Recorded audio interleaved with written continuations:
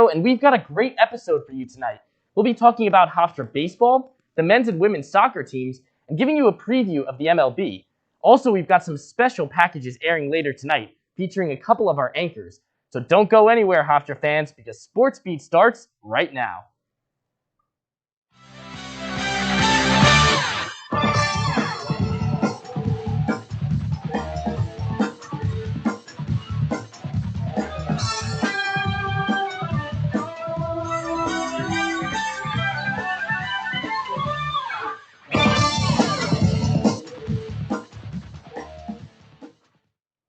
Thanks for tuning in. I'm joined by my panelists, JJ Beale and Sam Yarnell. Now let's jump right into Hofstra Baseball team. So guys, when you take a look at this team, in 5 of their last 6 games, they've only given up 5 or less runs, which has helped them get some success in the early part of the season.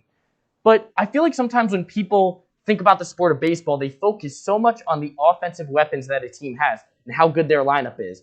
That's all valid. You need a good offense to win, but on the other side of things, you obviously need a strong defense to hold your team down and make sure that you are winning a lot of those games. So how important has the Hofstra Pride's pitching roster been since the start of the season?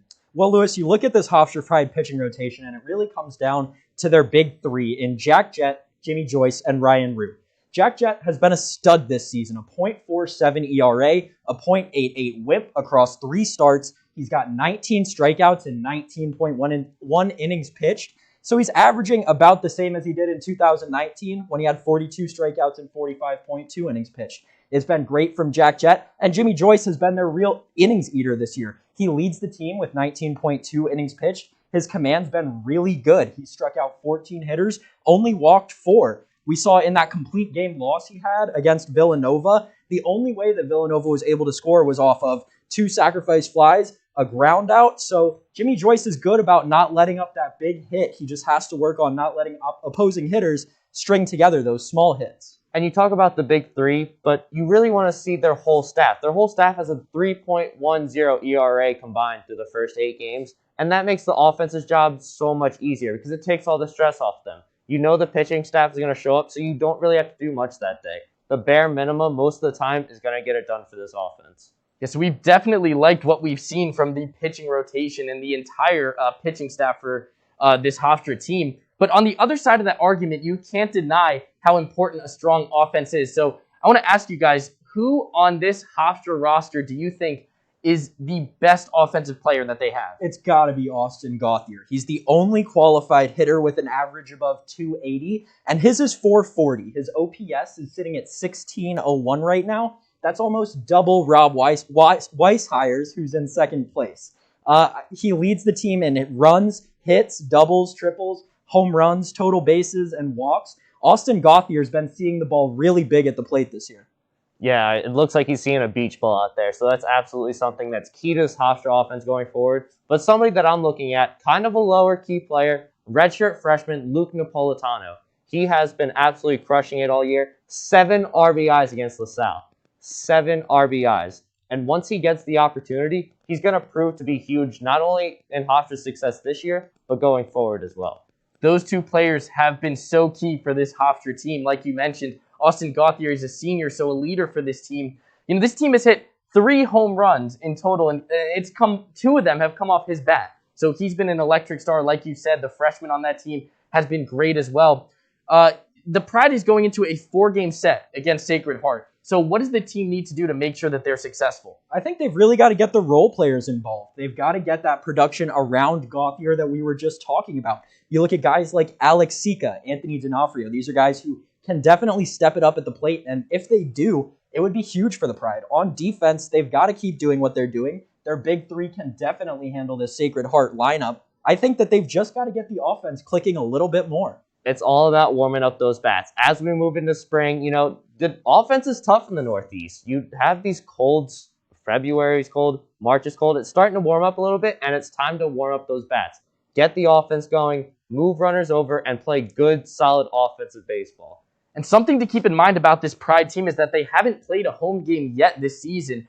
They played their first home games against Sacred Heart, like we said, in that 4-game set. So will playing at home help the Pride snap their 2-game losing streak? and help them be a more confident team heading forward? I mean, you look at baseball as a sport, and playing at home always helps. You're obviously given an advantage when you're the home team in baseball. I think it's got to help the Pride. And, I think it's really going to help push them past Sacred Heart is having that home field advantage at University Field. There's no place like home, and there's going to be no place like home for this Hofstra Pride team. Because you saw them, they start out the season on the road, and that's tough. And they're not able to practice on their field until the past maybe 2 or 3 weeks because of the snow. The snow is finally melted, and the Hofstra is ready to get back into it. And here's a big question that I have is, who do you guys think is the biggest threat for Hofstra in their conference? I've got to say UNC Wilmington. They're a huge threat to me. They started their season sweeping VCU. They just split a 4-game series with Cincinnati. They've got 3 guys with OPSs above 920. Brooks Baldwin, he's already got 4 bombs on the year. They've really locked things down in Wilmington, and I think they're a huge threat to the Pride. I want to stay in Hofstra's division and talk about the Northeastern Howland Huskies. They've been incredible so far to start the year. They have one of the best closers in all of CAA in Brandon Dufault. And I don't know if it's playing in Boston, maybe a little bit of the Red Sox magic rubs off on them. I don't know what it is, but Northeastern is always solid, and it's definitely a team to look out for if you're Hofstra. And Sam, you mentioned UNCW. That was a team that stood out to me as being a huge competitor for the Pride. They have had 2 back-to-back amazing seasons, and now they start the season off at 7-3, which is impressive. Delaware is another team that I see that could be a competitor as well. They played 2 games. They haven't lost yet. It's a short season, but you never know what's going to happen. They could always be competition. Lastly, before we cut this segment off, looking at the Pride schedule for the remainder of the season, which is the toughest series or game that Hofstra has to play in? I think it's definitely got to be this series that's coming up against Rhode Island. It's a 4-game series, a non-conference opponent, and this is a Rhode Island team that's really strong this year. I like Rhode Island a lot, and I think they're going to put up a big test for the Pride. I'm sticking with my team, the Northeastern Huskies. They're going to be a strong team, and they're going to be tough competition throughout the year. Yeah, when you look ahead in their schedule, they have 2 4-game sets against Delaware and then Northeastern just back-to-back. So, yeah, that can definitely be tough for this Hofstra team. But earlier this week, our very own Danny DiCrescenzo interviewed Alyssa Parrella from the Hofstra women's lacrosse team. Let's take a look at that. I'm Danny DiCrescenzo here with Alyssa Parrella. Now, Alyssa, was breaking the CAA goal record something you ever envisioned at any point in your career? Not really. I think that coming here my freshman year, I had expectations on how I wanted to evolve into a player, what I wanted to do, how I wanted to come in and make a statement for myself and come in and help the team grow and build a culture here. But I don't think the thoughts of breaking a record like this was really one that I envisioned, but I think it's something that I worked really hard for. And I am proud of myself at the end of the day. What's more important to me is winning a CAA championship at the end. Now, with that terrific accolade in your back pocket, what are your remaining goals and expectations for this season, and how is this season different from years past? I mean, I came back for my 5th year mainly because I came back because I know the team that we have this year can win a CAA championship. The girls who came back and the girls are here right now and the freshmen that came in, they have everything. And we as a team have everything in the power to beat great teams and just be a really great lacrosse team in hopes to win a CAA championship. And I think that was my mindset coming in here for my 5th year. Aside from the other accolades, this was my main goal since I came here my freshman year. Coming to Hofstra, I wanted to put it on the map and I wanted this team to grow. And we have, and this team is super special. I think that everyone has their role and everyone's been working extremely hard. And I think that we have every ability to do it. Now, you're a very team-oriented player. Did chasing any individual accolades ever impact your motivation or prep at all? I think it's just something that really built confidence in me. I think I struggled with confidence coming in my freshman year, but I just think that evolving into a completely different player and working every day and gaining that confidence, that's kind of what helped me. But at the end of the day, my main focus is the team, because without them, the other accolades wouldn't have been possible to achieve. And I give all of the credit to my teammates and to my coaches, because literally I can't be on the field as one player. I need every single one of them in order to do the things I do. So I think that that's something I've always taken to heart really greatly. So I just think I owe it all to my teammates and coaches. And last question here, of all of your many, many goals, do you have a favorite? Not yet, but if you ask me at the end of the season and we win a CA championship, I promise you that will be my favorite. All right, sounds good. That about wraps it up here with Alyssa. Time to throw it back to the studio. When I was your age, I was just like you, fascinated by stars.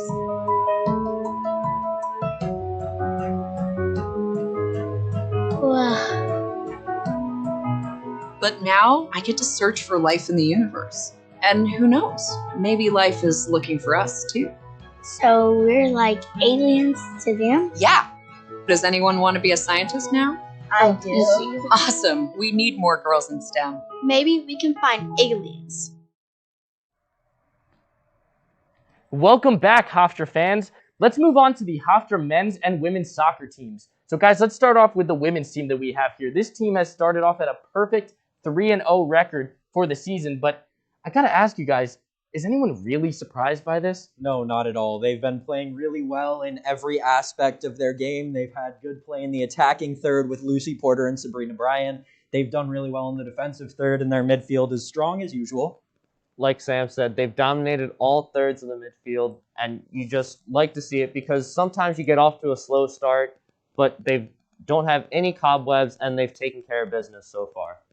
Yeah, picking up right where they left off in the 2019 season, they won the CAA tournament. Lucy Porter was the MVP of that, like you said, a strong offensive weapon for this team. But on the other side of that, you know, they've been outscoring opponents 13-4, so obviously their offense is stacked, but when you take a look at the defensive abilities of this team, how much of this has this helped them dominate so far in the season? Well, I think it's helped a lot. They've been playing smart throughout their defense. Anya Suitner is one who's really stepped up for this Pride back four. And, you know, they also don't have very many carded fouls either. They only have 2 cards through 3 games. That's very good for this team. It shows that they're making smart fouls. They're not making absurd fouls, and they're playing smart defense. They're anticipating where the runs of their opponent are going to be, and they're really reading their opponent well. And a good defense leads to a solid offense almost 9 times out of 10. You really need that good defense. It's highlighted by Skylar Kuzmich, the goalie. She's been solid all year. She's been a brick wall back there, stopping goals that she needs to. And they have a young stud in Louise Hayden who can be the future of this Hofstra Pride defense.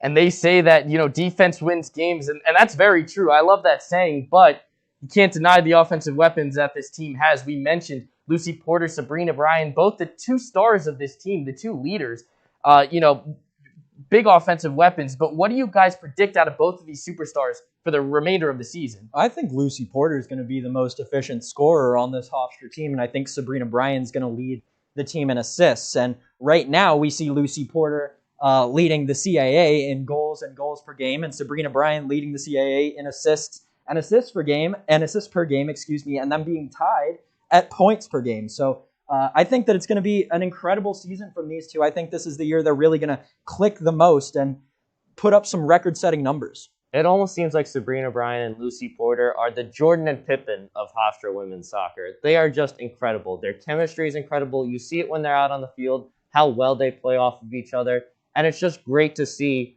how well they do this. And I think they're CAA household names, but I think it's time for them to be national household names. All right, and just one last question before we move on to the men's team is, what other teams in the CAA do you think can match up with the talent that this Pride team has? I think it's got to be Delaware or UNCW. You know, in the past, they're the ones who have threatened Hofstra the most. You know, Gabrielle Johnson looks very versatile all over the pitch throughout the offense, and I think that UNC, that is, could really contend with the Pride this season. Honestly, I don't see any team. If Hofstra plays their best soccer all year and they don't have any slip-ups, I don't see any team in the CAA that can really compete with them. Well, the men's team has just not had as much luck as the women's team. You could say it that way because they've started off the season at 1-2. You know, the game against Fordham was obviously postponed, so that could be difficult for the team moving forward in getting their rhythm back. But what does the men's team need to do, and what do they need to work on before heading into this game? Well, I think maintaining possession in the attacking third of the field is what's going to be crucial for this Hofstra Pride team on the pitch. they're averaging taking more shots and putting more of those shots on goal than their opponents in each of their first 3 games. They've got incredibly dynamic scoring forwards. We look at Luka Tausch, Matthew Vowinkle. They need to maintain that attacking presence and really find their forwards on runs into the 18.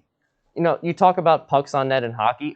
I want to say balls on net in soccer, because this team needs to get more shots on goal. They only have less than 50% of their shots getting to goal. They need to get shots on net and give themselves an opportunity to score, because maybe you get a rebound off the goalie's hands. You get more corner kicks. You just need to get that offense going, and that makes the defense's job so much easier. And in the games that the Pride has played, they've only scored an average of 1.6 goals per game. And, they haven't been getting blown out, so they've been getting lucky in some of those games. But when does the luck run out? And when do they really start focusing on their offense? Well, I don't think that they're going to have to at any point. They're really solid in every aspect of their game, in my opinion. And I think that definitely if Matthew Vowinkle steps up and leads their team in scoring like he did back in 2019, I think that this team could really find itself. And they're just about one step away. They've got to have one player shake off the rust a little bit more, get a little bit more ready, and I think they're just one step away from being a real, powerhouse in the CAA. Like Sam said, they are one step away from being a great team in the CAA. And I've talked about freshmen all night. I've talked about the future. Ryan Carmichael already has a goal this year. I think he can be the future, and I think he can help contribute and be one of the key cogs that helps this Hofstra offense get going. Yeah, definitely some key players that need to be stepping up for the success of this team. And just one quick question before we wrap up is, what do you think these postponements have done for the team moving forward? I think that it's gotten them a little bit out of their rhythm, but I don't think it's anything that's not able to be overcome. All right, that's going to end this segment right here. Let's take another short break and get an update on the world of NASCAR from Griffin Schmoyer. Hey Hofstra fans, I'm Griffin Schmoyer, back again to talk about racing. The 2021 NASCAR season has taken the green flag, and one of the major stories this season has been that of Darrell Wallace Jr., known to many as Bubba, and his new team, 2311 Racing. Wallace, the only black driver in NASCAR's top series, the Cup Series, drives the number 23 Toyota on a team co-owned by current driver Denny Hamlin and sports legend Michael Jordan. Jordan, however, is not the first athlete from the 4 major sports to make a foray into NASCAR.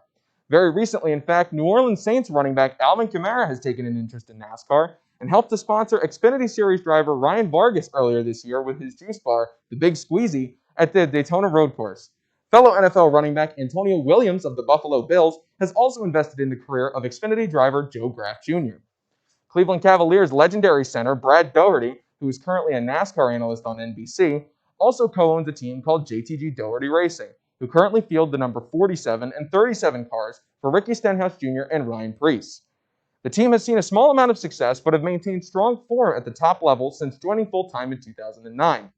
In 2014, the team scored their only win at the Watkins Glen International Raceway with AJ Allmendinger behind the wheel. But perhaps the most successful entry is that of 3-time Super Bowl champion and former Washington football team head coach Joe Gibbs, owner of the highly successful Joe Gibbs Racing Team. The team made their debut at the 1992 Daytona 500 with Dale Jarrett behind the wheel of their car, and the team would win their first race 1 year later at the very same event. Now, 29 years later, Gibbs has 185 wins and 5 championships in the Cup Series, and fields the maximum 4 cars in both the Cup and Xfinity Series. Bringing things full circle, Gibbs owns the number 11 car that 2311 Racing co-owner Denny Hamlin currently drives, and has a technical alliance with the new team. Many other famous athletes were less successful in their NASCAR ventures, including Dan Marino, Terry Bradshaw, Randy Moss, Brett Favre, and Dwayne "The Rock" Johnson, just to name a few. While it may never return to the popularity it had in the 1990s, NASCAR has slowly made waves within the sports world and is growing in popularity once again. This season, they run a record 7 road courses on the calendar and 1 race on dirt at the Bristol Motor Speedway on March 28th. So if you're looking for some more sports action to fill your weekends, be sure to check out NASCAR for the 2021 season. For SportsBeat, I'm Griffin Schmoyer.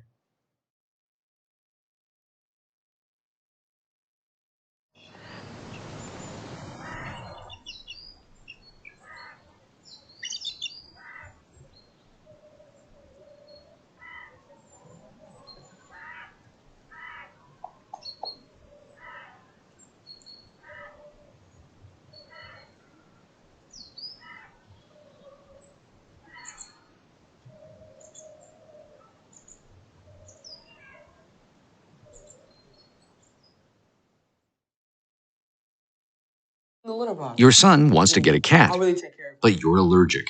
Do you A, prepare yourself,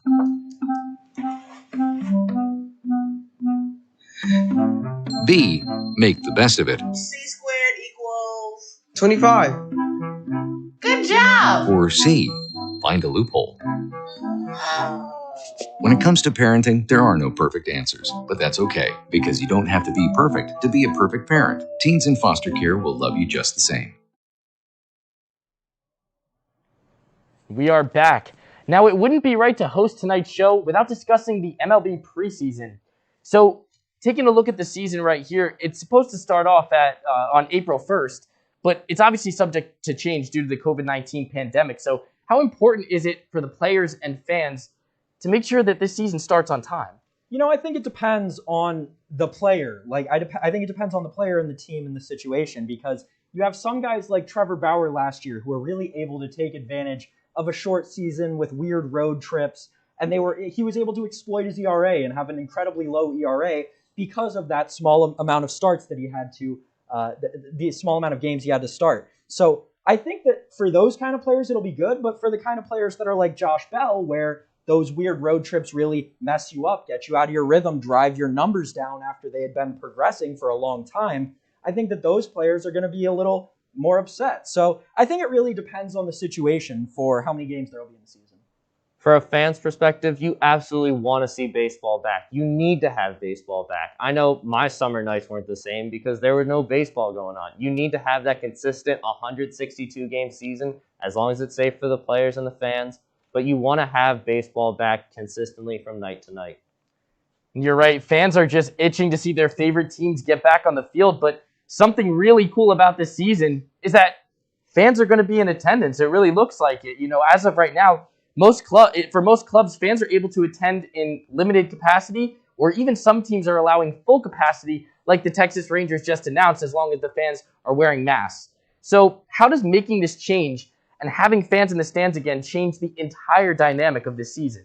I think that the games will be a little more animated. I think that there's going to be a lot more of the players getting hyped because of a big home run or a big hit in a big situation. I think that we're going to see a lot more dancing and fun stuff like that. And, obviously it's going to be great for guys like the three of us who love getting to go out to a baseball game every once in a while. The crack of the bat, the roar of the crowd, that's all stuff that you need back in baseball. It wasn't the same last year with the piped-in crowd noise and the artificial sound. Having that real fan experience back is going to be really incredible just for everybody. I know. I really cannot wait to watch baseball again. And go to the stadiums. I love going to watch my Yankees at Yankee Stadium in the Bronx. But the thing about it is, this can only happen, if everyone is being safe. So when you take a look at the players, are the players going to be able to uphold their commitments to stay safe and healthy during this time so that they can stay with their team for the entire season? I think they will, because I think they'll understand the importance of it. You look at last season, and Juan Soto, who was one of the best offensive players for the Nationals, missed a lot of time at the beginning of the season because of the virus. So I think players are going to look at examples like that and see that, wow, I mean so much to my team. I'm going to take extra precautions to make sure that I don't get infected by the virus. You saw Eduardo Rodriguez on the Red Sox last year. Sadly, he had to miss the season due to complications from COVID-19. So players really understand how serious this is and the precautions that they need to take in order to be there for their team and for the fans, and because they still need a paycheck. And taking a look at these teams across the board, you can see that teams like the Padres and the Mets, Toronto Blue Jays, they've all made great additions to their team that's hopefully going to help them in the long run of the season. But what I'm really curious about is, do you think that the Dodgers will be able to repeat their 2020 year and be World Series champions? I definitely think they'll be able to. We look at the Dodgers, and they're loaded with talent throughout. We know about the stars, Mookie Betts, Cody Bellinger, Corey Seager. Their starting rotation, which let's not forget, they get David Price back this year. He opted out last season. So they get a lot stronger there. You mentioned they brought in Trevor Bauer. So I think that that's big for them. They've also got talent at every position. Max Muncy, Chris Taylor, AJ Pollock. These are all established big leaguers who can play the positions, one if not multiple. So I think that the Dodgers this year are a force to be reckoned with, and I'm really optimistic that they'll repeat. I don't see why the Dodgers won't repeat. You see teams have problems with the luxury tax. The Red Sox had problems with the luxury tax. That's why they had to get rid of Mookie Betts. But I guess that just doesn't exist for the Dodgers because they've had so many big contracts, and the way they're able to manipulate their money, or maybe they just don't care about the penalties, but they've just been so good at being able to maintain their talent and even add to their talent. And Sam, you mentioned a player that was in the media a whole lot this offseason in Trevor Bauer, who, like you said, was signed to the Dodgers in a 3-year, $102 million deal, making him one of the highest paid players per year in all of sports.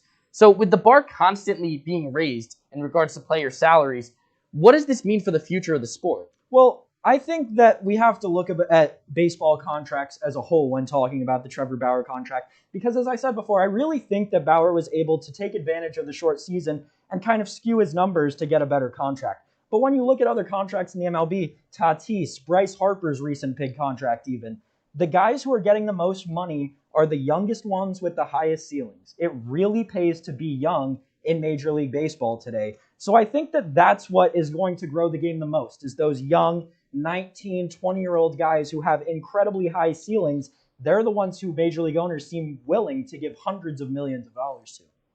And it's all about setting the market. You need, when you have these young guys getting these huge contracts for $30 million, $40 million a year, it's setting the market. So they're saying, if you're this good, you cost this much to play.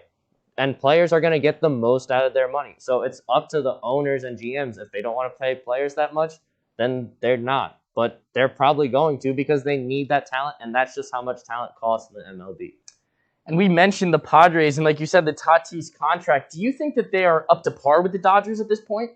I think it's close. I don't think they are yet. I think the Padres are still just a little bit too young. They don't have as many veteran pitchers or position players as the Dodgers do. So that's why I think the Dodgers have a slight edge right now. I think it's just Dodgers Jr. They're so close to getting there. Maybe they're a couple pieces away, but the Dodgers are just so good right now, it's tough to compete with them. I agree. The Padres definitely, in my opinion, have championship gold in the next couple of years. That's just my take on it. But just one more question before we wrap this segment up is I want to know your early World Series matchup prediction. So tell me who and tell me why. Well, Lewis, I already told you that the Dodgers were going to repeat this year, but I think that they're going to beat the Chicago White Sox in the World Series. I love the moves the White Sox made this offseason. Their rotation is super solid. Giolito, Keuchel, Lynn, Rodon. They brought back Adam Eaton, who spent the last couple of years in Washington. He's going to solidify that corner outfield position. I really like what they're doing in Chicago. I see a repeat of last year and the same thing happening. Give me Dodgers, maybe 4, maybe a gentleman's sweep in 5. Well, I would love to see my Yankees make the World Series, but unfortunately, that is all the time that we have tonight. I want to thank my panelists JJ Beale and Sam Yarnell for joining me. I'd also like to thank Griffin Schmoyer, Danny DiCrescenzo, and Alyssa Parrella. Don't forget to follow us on Facebook, Twitter, and Instagram at Hofstra SB, and subscribe to our YouTube channel to watch all of our episodes and packages. And tune in on March 24th for our 3rd episode. Until then, I'm Louis Grosso. Have a great night.